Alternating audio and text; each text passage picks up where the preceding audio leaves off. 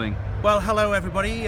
Ethan, my cameraman, and I have emerged into the dying rays of what has been a beautiful spring day, like moles blinking in the sunlight, to record the latest update video for you. What has been quite a momentous week. Monday night, of course, we saw the bill to trigger Article 50, giving the Prime Minister permission to, if you like, fire the starting gun on Brexit, pass through the House unamended. I think the Queen's going to be signing it tomorrow, Friday, not quite sure, but the Prime Minister is definitely going to wait trigger Article 50 till the end of the month, as she always said she would.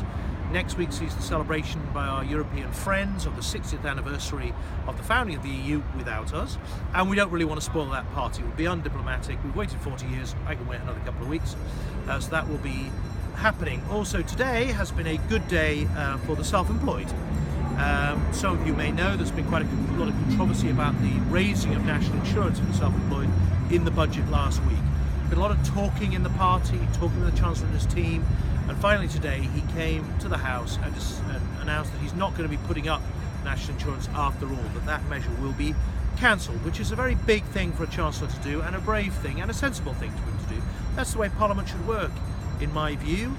Politicians, leaders, ministers announce something, and if Parliament says there's a problem with it, that they have the grace and the dignity and the good sense to go back and think again, and that's what he's done. And it's better even than that for the self-employed, because the Class 2 national insurance cut, which is coming in from April 2018, will still happen. So by then, self-employed people will be much better off. They'll have this cut in national insurance, they'll have the rise, of course, in the personal allowance, which everybody benefits from, and of course the rise in the threshold for higher rate taxpayers. So it's going to be much more backing, if you like, for people who are out there taking a risk and being more self-reliant perhaps than people who are in employment. The third thing just to mention to you is that this week is British Science Week.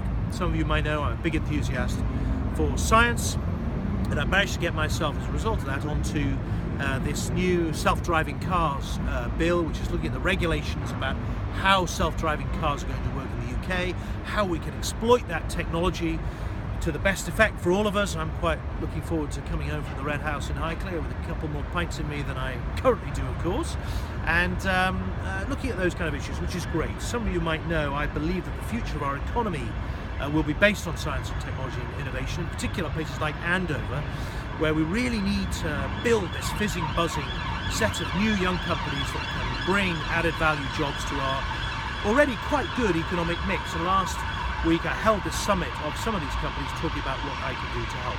So you'll be seeing a lot more work on that from me over the weeks and months to come.